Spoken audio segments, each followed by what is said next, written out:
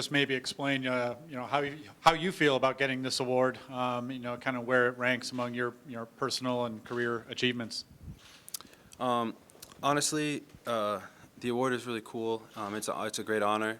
The coolest part about it is really the reason I got the award, and I got to donate peripheral blood stem cells to a man with cancer, and recently received a letter that he's cancer free now, and it's just that's the most rewarding thing about it, is just knowing that someone just gets to extend life a little bit longer. So. How surprised were you today when they came out to practice and told you you got the award? Did you know about it beforehand, or were you surprised? I mean, it's pretty cool just to like be in front of the team and them just get to hear what I did and everything, and just see the impact that you can have on other people. So that's the cool part about it for me.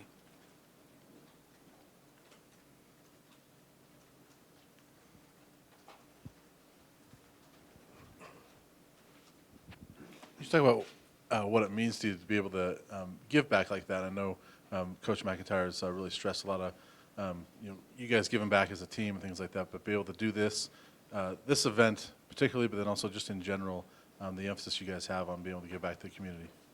Yeah, so when Coach McCarntey got here, it was cool because he wanted us to give back to the community in different ways that however we could, and one of the biggest things was signing up for Be the Match, and I didn't even know really what I was signing up for, to be honest, at the time, just as a freshman, but I did it because he asked me to, and it was just really cool to see how things unfolded. And over the years, we've just done a lot of different things and gone to different elementary schools and helped out in just different places with kids and everything. And we've gone to the Children's Hospital a lot, so it's been really cool just over the years helping out.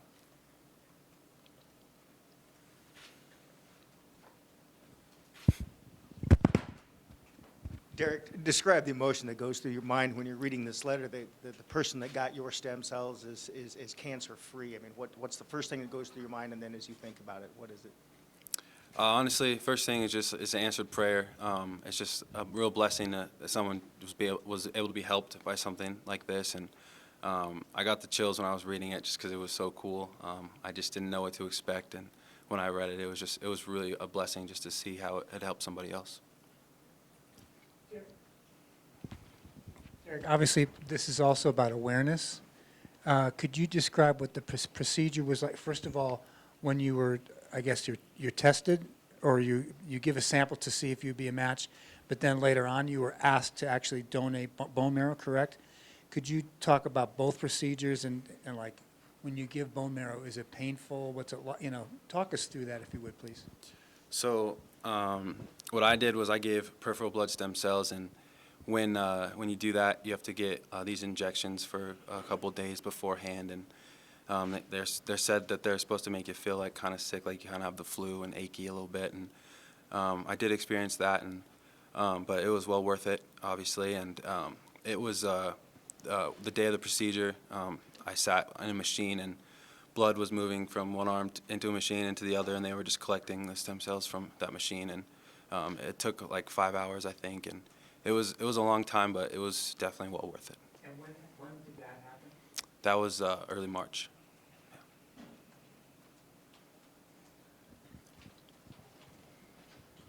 I know there was some rule stuff about you weren't allowed to meet the person, but have you been able to? Do you know who he is? I mean, I know you got the letter, but do you know who he is, and will you be able to meet this person? First thing I got was the only thing I've got so far is the letter. There's definitely like privacy rules with everything, and I don't totally understand everything, but I think after another 6 months or so, I'll be able to finally get in contact with them. So that'd be cool. Do you know the identity of the person? No. Okay. Or gender or age? I know as a male, I think in his 50s or 60s.